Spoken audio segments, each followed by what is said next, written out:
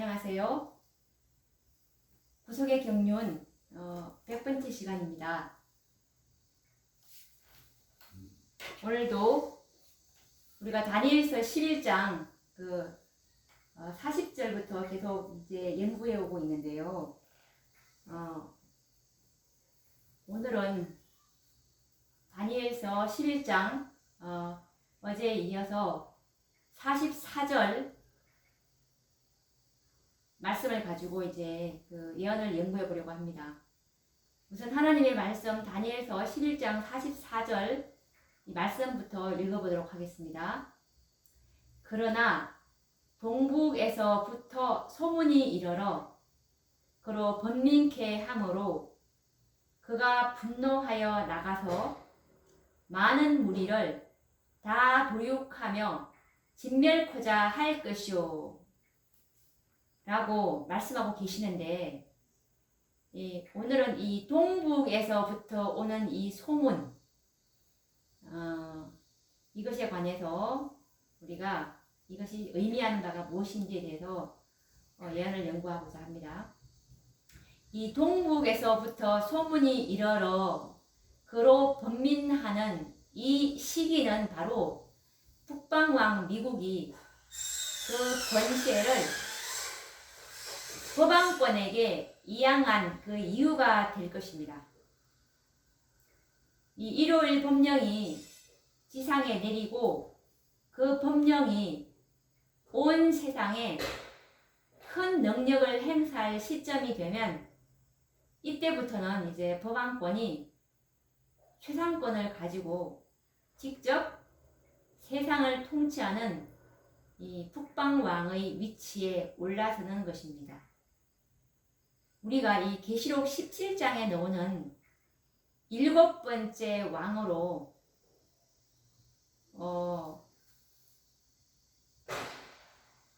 이 왕이 누구를 가리키냐면 바로 이 법왕권이 7번째 북방왕인데요.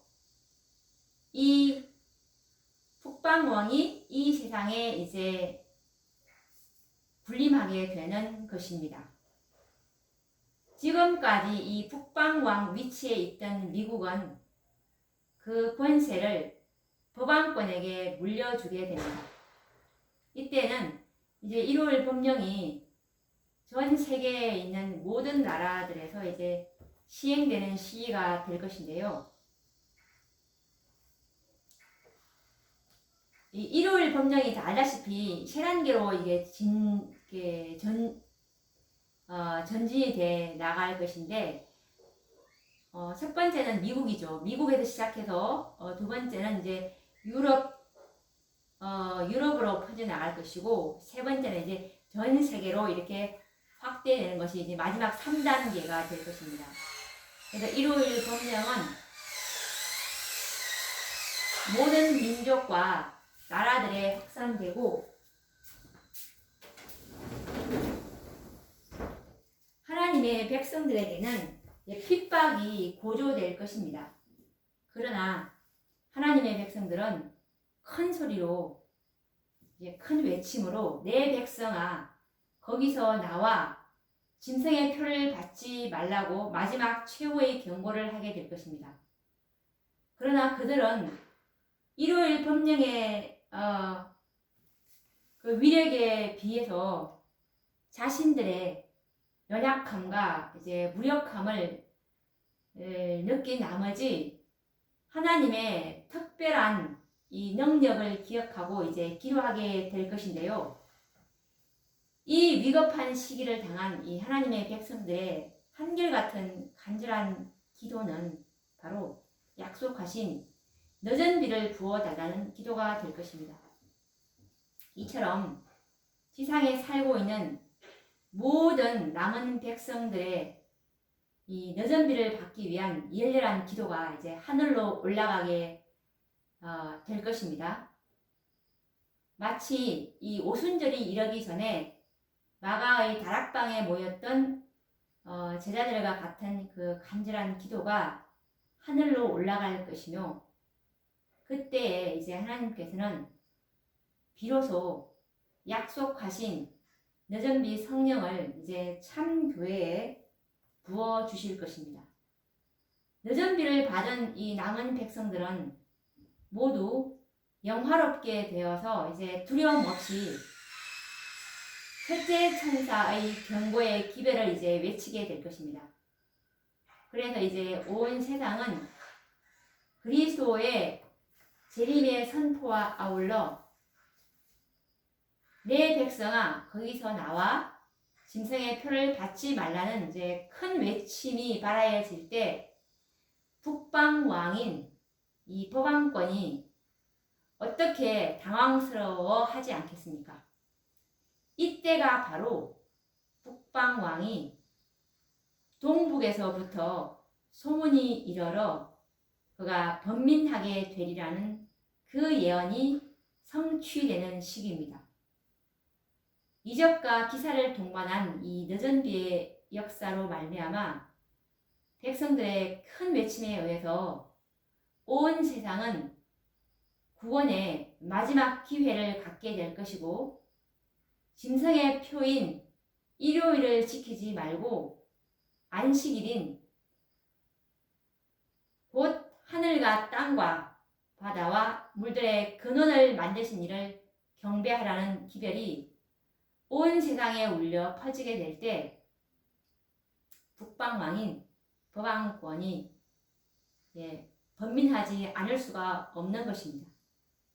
그래서 계시록 18장 4절에 있는 마지막 최후의 경고인 내 백성아 거기서 나와 그의 죄에 참여하지 말고 그의 받을 재앙들을 받지 말라는 큰 외침이 외쳐지는 것입니다.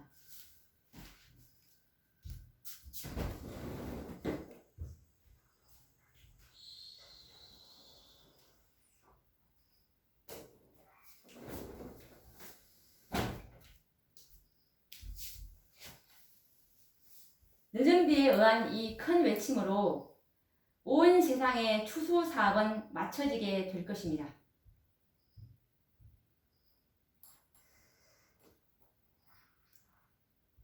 곡식과 알곡은 하늘 창고에 들여지기 위해서 가라지와 쭉정이로부터 이제 분리가 될 것입니다. 타락한 교회들과 바벨론 가운데 있던 이 신실한 무리들은 모두 이제 그곳에서 나와서 남은 무리와 연합하게 될 것입니다. 이때까지 이제 타락한 교회들은 하나님께서 그들과 함께 하신다고 속여왔지만 이때는 더 이상 속일 수가 없게 될 것입니다. 이 너전비를 주시는 목적은 두 가지 목적이 있는데요. 한 가지 목적은 이제 마지막 추수 사업을 위해서 큰 외침을 하기 위해서 너전비를 주시고 또 한 가지 목적은 야곱의 환난을 위해서 견딜 수 있는 그 더해주시는 은혜인데요. 하나님의 보호막이죠. 이 마지막 추수 사업을 위해서 이제 이 너전비가 부어질 것인데 이 추수 사업은 열매를 추수하는 거잖아요. 하나님께서는 이 에베소 시대에 천하 만민에게 복음을 전파를 했습니다. 복음의 씨는 그때 뿌렸지만 열매는 예수님께서 지성소에 들어가심으로 그때부터 이제 이 열매를 추수하기 시작한 것입니다. 이 열매를 예수님께서 이제 추수를 끝내시게 되면은 예수님께서 이제 지성소에 나오시는 것이 그분의 계획인데 열매를 예수님께서 왜 이 추수를 하냐면은 사탄이 부조와 선지자 69페이지에 보시면 사탄과 하나님의 대쟁토의 그 쟁점이 율법이지 않습니까? 하나님의 율법은 지킬 수 없다라는 것이 사단이 제기한 율법이었습니다. 그래서 하나님께서는 이 6천년이라는 이 시기를 통해서 이 사단에게 하나님의 율법은 지킬 수 있다는 이 증거를 보여주셔야 했던 것입니다. 이 증거가 나왔을 때 사단의 반역을 이제 비로소 이제 처단하실 수가 있는 것이죠. 왜냐하면 그때 사단을 바로 처단했다면 그 의혹이 하나님의 율법에 대한 의혹이 남아 있어서 하나님의 율법에 대한 이거 온 우주에 안정이 없어질 것입니다. 그래서 하나님께서는 불과 불 열매가 나타나기까지 하나님께서는 오랫동안 농부가 그 열매를 바라고 오랫동안 참아오신 것입니다. 그래서 하나님께서는 그 열매를 지성소 시대부터 이제 그 열매를 추수할 수 있는 것은 이 지성소 시대부터 하나님의 완전한 율법이 이제 다 공개가 되었고 복음과 율법이 온전히 회복된 이후에야 이제 열매를 추수할 수가 있는 것입니다. 그래서 이 열매를 하나님께서 지성소에서부터 이제 추수하기 시작하는데 이 열매가 누구냐 하면은 바로 이 열매를 추수하기 위해서 주신 기별이 바로 계시록 14장에 있는 세천사의 기별입니다. 세천사의 기별로 이 열매를 추수할 수 있도록 그들을 정결케 하는 기별이 세천사의 기별인데 이 열매가 세천사의 기별로 만들어지는 요한계시록 14장에 세천사의 기별과 아울러 이제 14만 4천인에 대해서 말씀을 해주셨는데 이 14만 4천인을 예수님께서는 계시록 7장에서 이 열매를 내가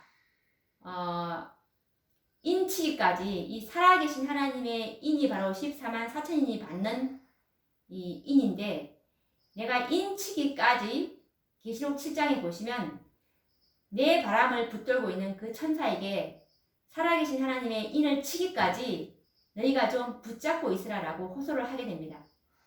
그래서 계시록 7장에 보시면 우리가 한번 성경 말씀을 가지고 확인을 하면서 하나님의 말씀은 어떻게 말씀하고 있는지 우리가 목사님이 말씀해서 말씀하는 것으로 맹목적으로 믿는 것이 아니고 신학자들이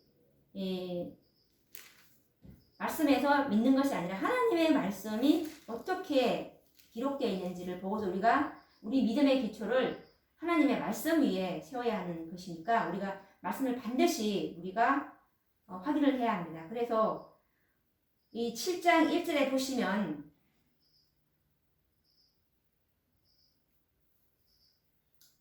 3절에 보시면요. 우리가 우리 하나님의 종들의 이마에 인치기까지 땅이나 바다나 나무나 해하지 말라 하더라 라고 인치기까지 이 바람을 붙들고 있는 내 천사에게 부탁을 하죠. 이 바람은 다 알다시피 그 전쟁이나 이런 각종 재난을 가리킵니다. 그랬더니 7장 4절에 그러면 인치기까지 붙잡아 달라고 했는데 그럼 도대체 그 인이 몇 명 치는지를 하나님께서 말씀을 또 하고 계십니다. 7장 4절에 보시면 내가 입 맞은 자의 수를 들으니 이스라엘 자손의 각 지파 중에서 입 맞은 자들이 14만 4천이니라고 입 맞은 자의 수를 하나님께서는 정확하게 이렇게 말씀을 하십니다. 14만 4천이라고. 그래서 이제 요한이 이렇게 들어서 이렇게 기록을 했어요. 입 맞은 자의 수를 들으니. 그리고 하나님께서는 또 7장 5절에 보시면 정말 14만 4천인지에 대해서 낱낱이 이렇게 숫자를 지파별로 헤아려 가지고 정말 14만 4천이 맞는지 정확하게 또 계산까지 해주십니다. 7장 5절에 보시면 유다 지파 중에 입맞은 자가 1만 2천이요. 로벤 지파 중에 1만 2천이요. 갓 지파 중에 1만 2천이요. 아셀 지파 중에 1만 2천이요. 납달리 지파 중에 1만 2천이요. 므낫세 지파 중에 1만 2천이요. 시몬 지파 중에 1만 2천이요. 레위 지파 중에 1만 2천이요. 이사갈 지파 중에 1만 2천이요. 스불론 지파 중에 1만 2천이요. 요셉 지파 중에 1만 2천이요. 베냐민 지파 중에 입맞은 자가 1만 2천이니라 라고 이렇게 말씀해 주시면서 12지파당 각 지파당 12,000 하니까 12 곱하기 12,000 하니까 14만 4천이라는 정말 명확한 숫자를 하나님께서는 말씀해 주십니다. 그리고 계시록 14장에도 또 보시면 또 정확하게 말씀해 주세요. 계시록 14장에 우리가 알다시피 이 세 천사의 기별을 주신 이유가 열매를 살아계신 하나님의 인인 하나님의 율법을 지킬 수 있다는 사단의 참초를 완전히 하나님의 율법을 옹호하고 하나님의 율법은 하나님의 품성이지 않습니까? 하나님의 품성을 옹호할 이 14만 4천인들이 이 14장 3절에 보시면 또 14만 4천이 정확한 숫자라는 걸 말씀하고 계세요. 14장 3절을 한번 읽어보도록 하겠습니다. 저희가 보좌와 내 생물과 장로들 앞에서 새 노래를 부르니 땅에서 구속함을 얻은 14만 4천인 밖에는 능히 이 노래를 배울 자가 없더라 라고 이 14만 4천인 밖에는 그리고 이들은 또 사람 가운데서 구속을 받아 처음 익은 열매 이 열매는 14만 4천이라는 걸 하나님께서는 정확하게 말씀하고 계십니다. 그래서 이 14만 4천인의 이 수요가 이제 개수가 되면은 다 숫자가 다 이제 채워지게 되면은 이 셋째 천사의 기별은 이제 다 끝이 나는 것입니다. 셋째 천사의 기별을 주신 이유가 바로 14만 4천이라는 하나님의 율법을 지킬 수 있다는 것을 증거하는 그 열매가 14만 4천이 되면은 인치기까지 이제 붙잡으라고 했으니까 그때는 예수님께서 지성소에 나오시게 되는 것입니다. 이것이 초기문집에서 명확하게 기록이 되어 있는데요. 초기문집에 보시면 279페이지에 보시면요. 초기문집 제66장 셋째 천사의 기별이 맞춰짐이라는 장이 있는데요. 셋째 천사의 기별을 주신 목적이 바로 14만 4천인의 이제 인을 치기 위해서 주신 건데 자 그러면 우리가 여기서 정말 그 수가 정해져 있고 그 수가 차면은 예수님께서 지성소의 중보사업을 마치는지 우리가 우리 눈으로 확인을 해 봐야 합니다. 자, 그러면 읽어보도록 하겠습니다. 초기 문지 279페이지예요. 많은 천사들이 하늘에서 왔다 갔다 하는 것을 보았다. 한 천사가 잉크통을 가지고 지구에서 돌아와 예수님께 자기의 일이 끝났음을 보고하고 성도들의 수가 차고 인치는 사업이 마쳤음을 보고했다. 그러자 나는 10계명이 들어있는 법궤 앞에서 봉사하시던 예수께서 향로를 내던지시는 것을 보았다. 그분은 그의 손을 치켜들고 다 이루었다 하고 큰 소리로 부르짖었다. 그리고 예수께서 불의한 자는 그대로 불의를 하고 더러운 자는 그대로 더럽고 의로운 자는 그대로 의를 행하고 거룩한 자는 그대로 거룩하게 하라라고 엄숙하게 선포하실 때 모든 천사는 그들의 면류관을 벗어 던졌다. 모든 사람의 운명이 생사간에 결정되었다. 여기서도 우리가 분명히 확인하지 않습니까? 예수님의 이 지성소에서 이 향로를 내던졌다는 것은, 그리고 다 이루었다 하는 것은 이제 예수님의 마지막 지성소 사업인 이 14만 4천을 이제 그 열매를 추수하는 것이 그분의 목적이었어요. 그래서 성도들의 수가 차고 이 살아계신 하나님의 인치는 사업이 마쳤음을 보고 했다라는 이 말씀에서 정말 너무나 명확하지 않습니까? 그래서 사단은 자기 운명은 이제 이 예수님의 구속 사업이 이 하나님의 율법을 지킬 수 없다는 사단의 이 처음에 율법 전쟁으로 시작한 이 전쟁이 종지부를 찍기 위해서는 이 14만 4천이 나타나면 자기 운명이 이제 끝나기 때문에 이 구속의 이 모든 구속 사업이 끝나기 때문에 사단은 이제 멸할 수 있는 길이 열리기 때문에 증거가 나오지 않았습니까? 율법을 지킬 수 있다는 증거가 나왔기 때문에 이제 사단의 운명은 끝이 나니까 사단은 모든 교회를 다 속여버렸습니다. 이 14만 4천이 실제 수요고 이 수가 채워지면 이 지구의 모든 이 운명이 지구에 살고 있는 모든 사람의 운명이 끝난다는 것을 사단이 알게 된다면 이것만큼 사단이 두려워하는 이 진리는 없을 것입니다. 그래서 사단은 이 인치기까지 살아계신 하나님의 인이 다 치기까지 모든 사람들을 이 진리를 알지 못하게 속이고 기만한다는 그 사실을 우리가 이 열린문 초기문제에 보면은 열린문과 닫힌문에 관한 그 계시에서 선지자께서 계시로 사단의 계략을 잘 나타내고 있는데 한번 우리가 이거 확인해 봐야 합니다. 여기서 보시면 이 초기문지 43페이지에 있는데요. 사탄은 이 인치는 시기 동안 살아계신 하나님의 인입니다. 하나님의 백성들의 마음을 현대의 진리에서 돌이켜 그들이 흔들리도록 하기 위해서 온갖 계략을 다 쓰고 있다. 인맞지 못하게 하려고요. 이 마지막 7째왕 때 다 죽게 만들기 위해서, 그리고 이 수가 채워지지 않도록 하기 위해서 사단은 이렇게 계략을 쓰고 있는 것입니다. 나는 하나님께서 환란의 때 7재앙이고 야곱의 환란이죠. 당신의 백성들을 지키시기 위해서 그들을 덮어 씌울 덮개를 가지고 계시는 것을 보았다.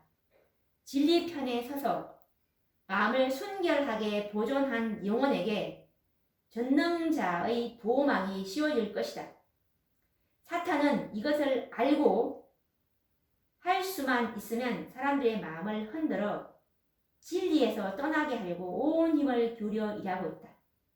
사탄은 진리를 알지 못하게 하는 것입니다. 우리가 조금 전에 하나님의 말씀 그대로 믿는 믿음이 있다면 우리는 이 진리를 식별할 수가 있습니다. 그렇지만 사람들은 하나님의 말씀보다도 우리 목사님이 이렇다더라, 우리 교회가 이렇다더라 라는 이 맹목적인 그 신앙에 지금 눈이 멀어버렸습니다.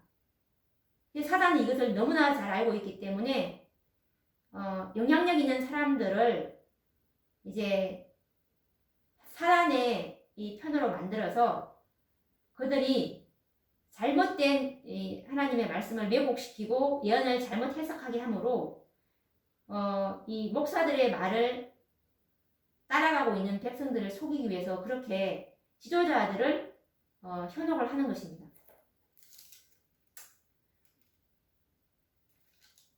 이렇게 해서 이제 이 초기문지 이 44페이지에 있는 그 말씀 다시 한번 더 그 밑에 있는 부분 읽어드리도록 하겠습니다.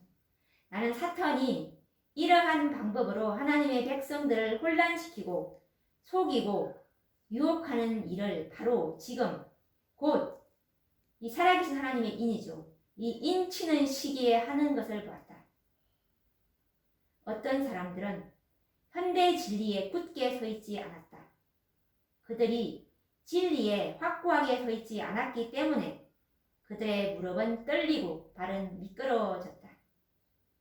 그들이 이렇게 흔들리는 동안에는 전능하신 하나님께서 그들을 보호하실 수가 없을 것이다. 진리에 확고하게 서 있지 않다는 것입니다. 그러니까 다 이렇게 미혹당할 수밖에 없습니다. 그래서 우리는 하나님의 말씀을 부지런히 연구하고 깊이 탐구해야 이 올바른 진리를 식별할 수가 있는 것입니다. 계속 읽어보도록 하겠습니다. 초기문집 44페이지 계속 읽고 있는 중입니다. 사탄은 인치는 시기가 마치고, 이 인은 살아계신 하나님의 인입니다. 인치는 시기가 마치고 하나님의 보호막이 그분의 백성에게서 거두어지기까지 온갖 관계를 다 써서 그들을 그러한 처지에 붙들어 놓기 위해서 애쓸 것이다. 그렇게 되면 그들은 마지막 7 재앙이 내릴 때 하나님의 맹렬한 진노를 피할 수 없게 될 것이다.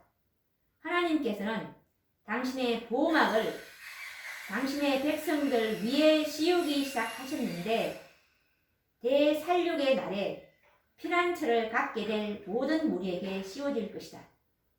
이 당신의 보호막이 바로 살아계신 하나님의 인 14만 4천인 밖에는 받을 수 없는 인입니다. 하나님께서 이렇게 계획을 해 주셨어요. 그래서 우리 이 요한계시록 21장에 보시면 새 하늘 예루살렘 이 성전을 하나님께서 설계하실 때도 이 하나님의 온 우주 앞에 하나님의 율법이 완전하다는 것을, 하나님의 율법은 흠이 없기 때문에 변경할 수 없다는 것을 입증하고 증거할 이 기념물들로서 이 14만 4천인을 하나님께서는 이 예루살렘 도성을 14만 4천인을 기념하기 위해서 그들을 이제 만드셨는데요. 이 예루살렘 도성을 14만 4천을 기념하기 위해서 만드셨는데 이들이 14만 4천을 이 도성이 기념하고 있다는 것이 치수에서 정확히 나와 있어요. 이 하나님의 이 영원한 기념물이죠. 이 새 예루살렘 도성이. 그래서 이 새 예루살렘 도성에 가로 세로 높이가 장과 광과 고가 12,000 스타디온인데요.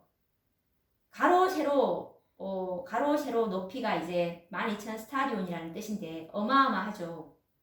이 12,000 스타디온의 이 길이는 2,200km 정도가 된다고 하는데 우리가 이 대한민국을 기점으로 해서 맨 밑에 대한민국 그 남단에서부터 저 북한의 끝자락까지가 한 1,100km 정도 된다고 하면은 거의 2배 정도가 예루살렘 도성, 하나님과 어린 양과 14만 4천이 살게 될, 그리고 그 안에 천사들이 살게 될 이 도성이 바로 그 규모입니다. 높이도 그 높이예요. 가로 세로 높이가 똑같다고 했으니까 12,000 스타디온이라고 했으니까 한번 확인해 볼까요? 자, 계시록 21장에 보시면 21장에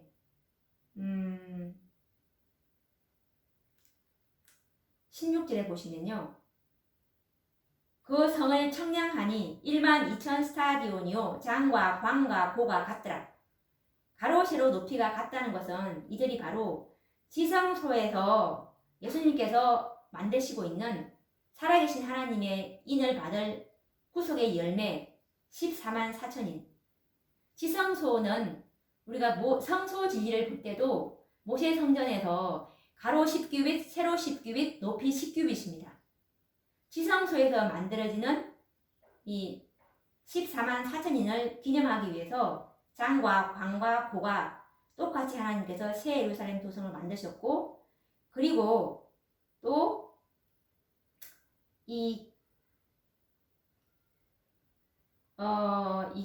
그리고 성곽이요. 성곽도 이 144규빗입니다. 성곽이. 자, 성곽은 성벽의 두께인데요. 성벽 두께가 144규빗이면 거의 한 70m 정도가 된다고 합니다. 144는 14만 4천 할 때 이 144를 표상하는 것이고요.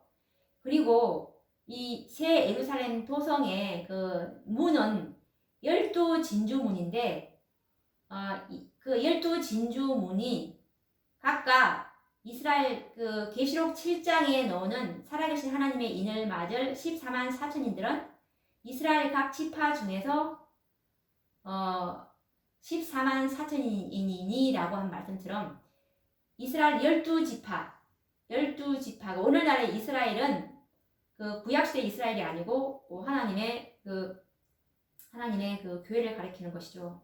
하나님의 마지막 남은 교회가 오늘날의 영적 이스라엘인데 이 도성의 그 문이 이제 동서남북으로 한 면당 이제 세 문이 있으니까 12진주문이고 이것이 이제 계시록 7장 4절에 이스라엘 각 지파 중에서 12지파에서 나오는 14만 4천인을 표상한 것입니다. 그리고 이 14만 4천인은 하나님께서 너무나 명확하게 숫자를 또 우리 정언의 말씀을 헌지하께서 너무나 정확하게 숫자를 말씀해 주셨어요. 정확하게 숫자를 말씀해 주셨습니다. 초기 문집 15페이지에 보시면 그 수가 14만 4천 명이나 되는 살아있는 성도들은 그 음성을 알아듣고 그 의미를 깨달았으나 악인들은 그것이 뇌성과 지진이라고 생각하였다. 라는 말씀에서 그 수가 14만 4천 명이나 되는 살아있는 성도들.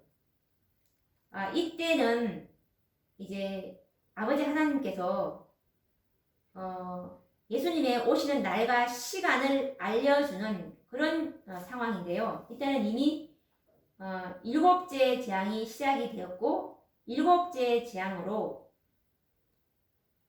각시대의 대쟁투 637페이지에 보면 이제 특별부활이 일곱째 재앙 초기에 일어납니다.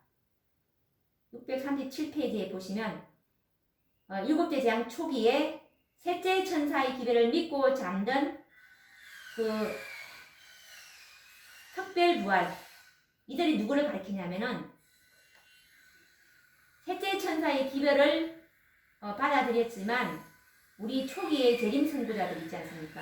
안식일의 기별이 살아계신 하나님의 인임을 깨닫고 그리고 그리스도의 품성이 살아계신 하나님의 인을 맞을 그 인이 되는 그리스도의 품성이 살아계신 하나님의 임이 된다는 것을 받아들인 그 무리들입니다. 그래서 이들이 이제 일곱째 재앙 초기에 특별부활 때 일어납니다. 그래서 이제 다 일어나서 이제 일곱째 재앙 때는 특별부활로 부활한 14만 4천 명과 그리고 한 번도 죽지 않았던 이 14만 4천 명이 이제 이때는 모두 이 지구상에 다 살아있는 상태가 되겠죠. 그래서 이 아버지 하나님께서 예수님께서 오시는 날과 시간을 이제 이 14만 4천 명이 이 지구에서 다 알아듣게 된다는 그 말씀입니다. 그래서 이 날과 시간은 14만 4천 명만 알아듣는다는 그 말씀입니다. 그리고 또 초기 문집에 보시면 이 14만 4천 명이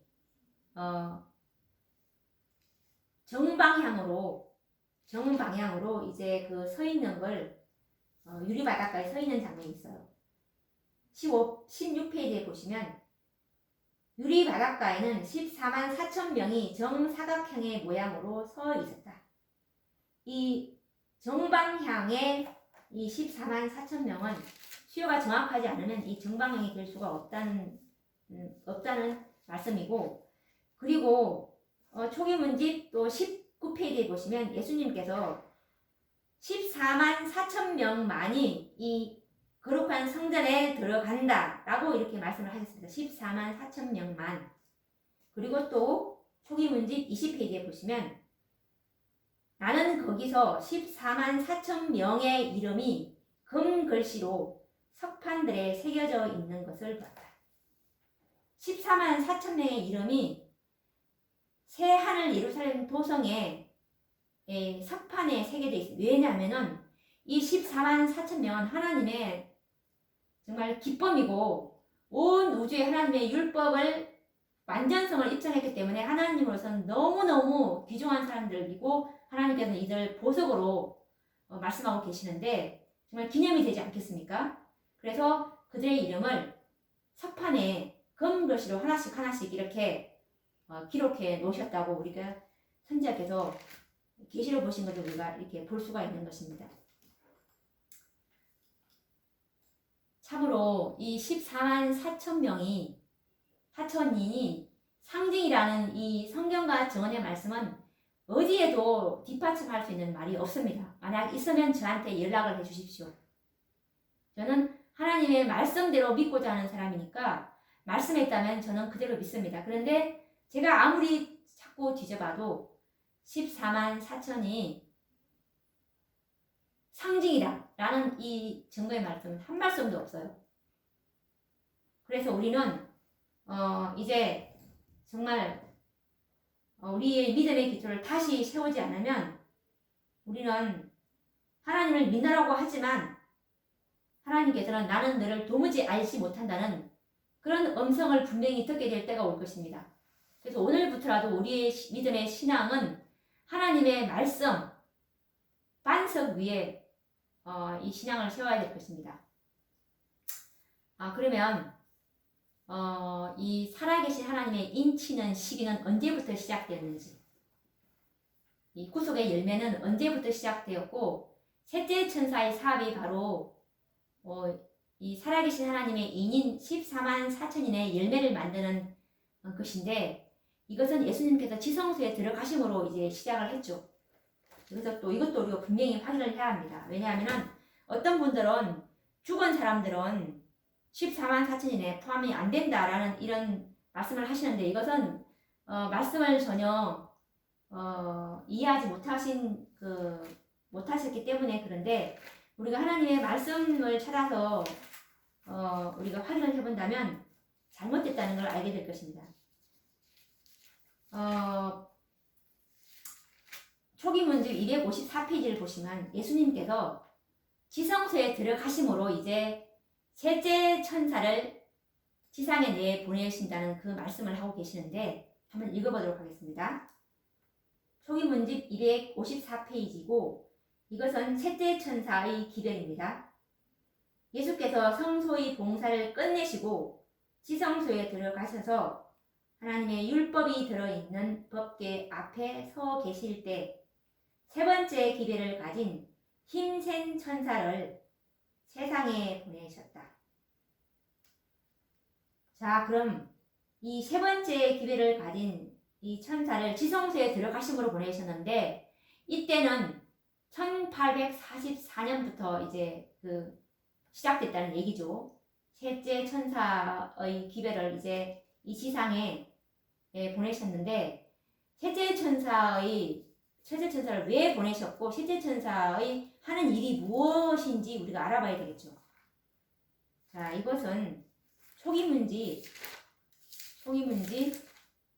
118페이지에 보시면 셋째 천사의 하는 일이 정확히 나와요. 셋째 천사의 하는 일이 바로 살아계신 하나님의 인을 치는 천사라는 것을 우리가 확인을 해야 합니다.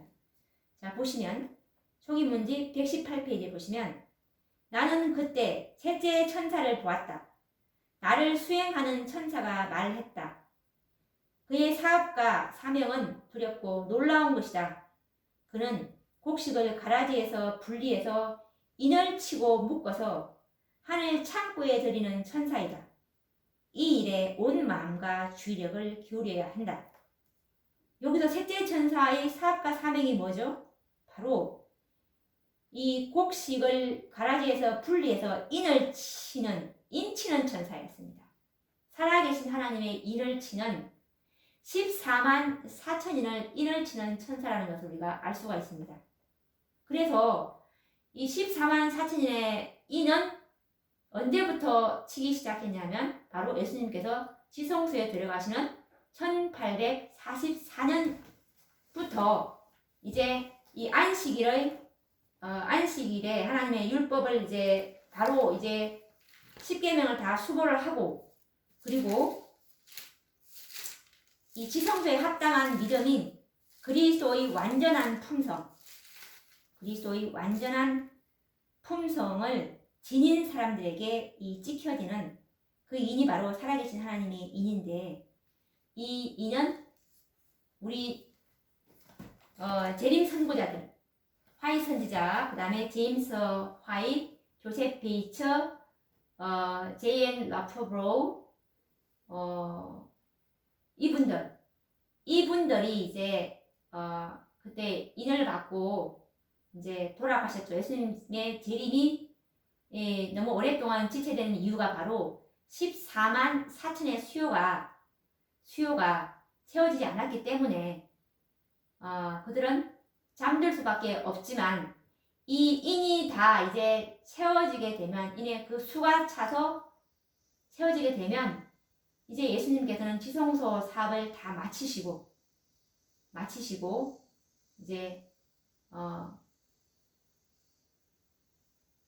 우리를 구원하시려 오시게 될 것이죠. 지성소 사업이 다 마쳐지고 나서 어떤 일이 일어나냐 하면 바로 이 땅에는 이제 7장이 시작이 됩니다. 7장은 계시록 18장 8절에 보시면 7장의 기간이 나와 있어요. 7장 8절에 보시면 그러므로 하루 동안에 그 재앙들이 이르리니 라는 이 말씀에서 우리가 이 하루는 에스겔 4장 6절에 하루는 1년이듯이 1년 동안에 이제 이 7장이 시작이 됩니다. 그리고 이 7장의 7번째 마지막 재앙 때 아까 말씀드린 것처럼 살아계신 하나님의 인을 믿고 죽은 셋째 천사의 기회를 믿고 죽었던 화이 선지자나 재림 선고자들, 하스팅 부인이라든지 이 분들이 이제 아버지 하나님의 음성으로 이제 무덤을 뚫고 특별부활로 넣어줘. 특별부활로 나와서 이들이 야곱의 환란을 잠시 동안이나마 겪게 됩니다.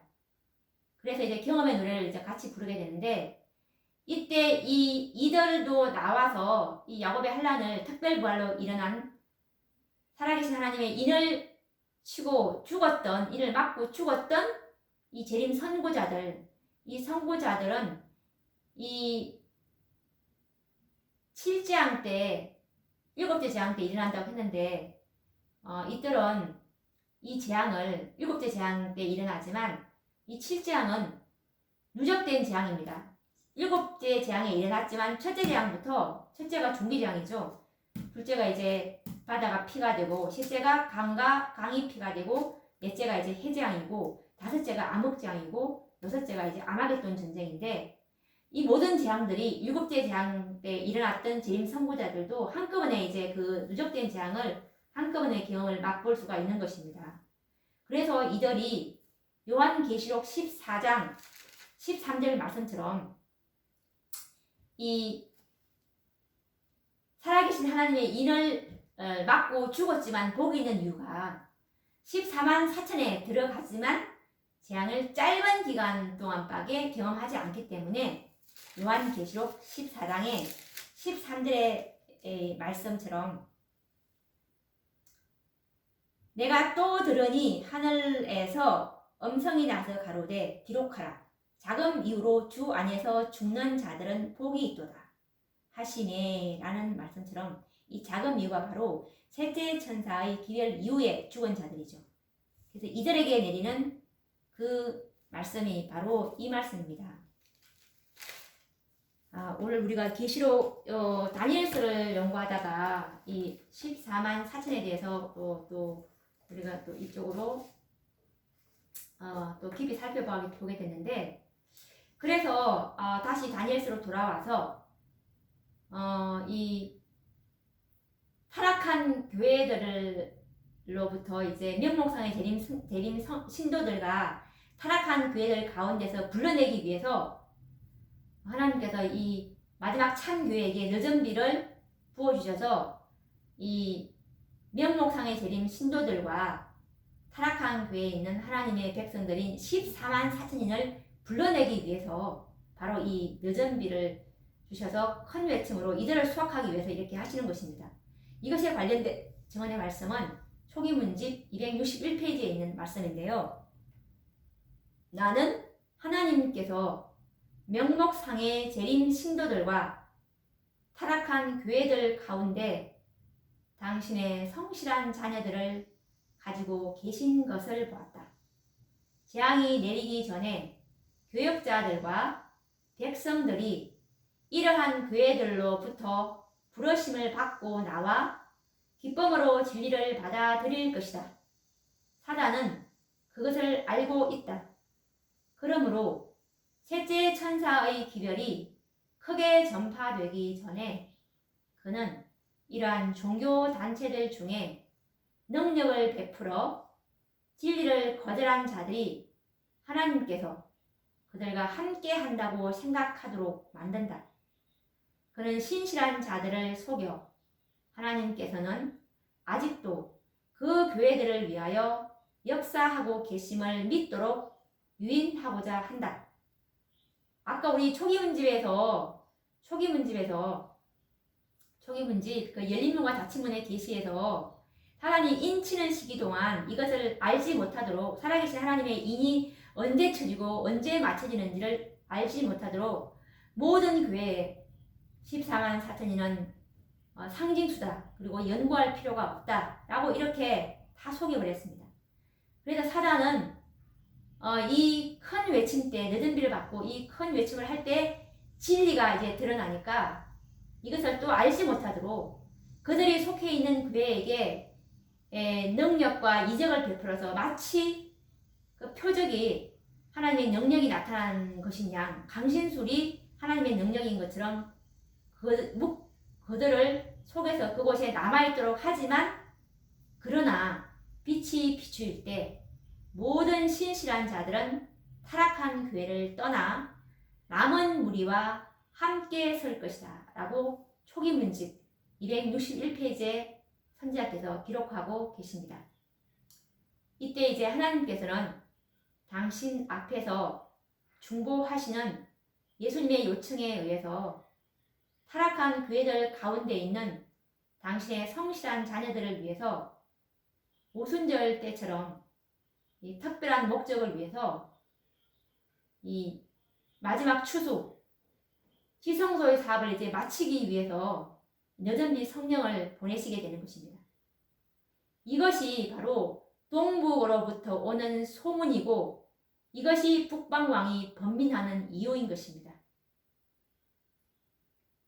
왜냐하면 이 큰 외침으로 이 자신의 운명은 14만 4천의 수요가 다 채워지고 이 수가 차면은 자신의 운명은 끝이 난다는 것이 하나님의 경륜인 것을 알기 때문에 어떻게 하면 이것을 저지하려고 하겠죠.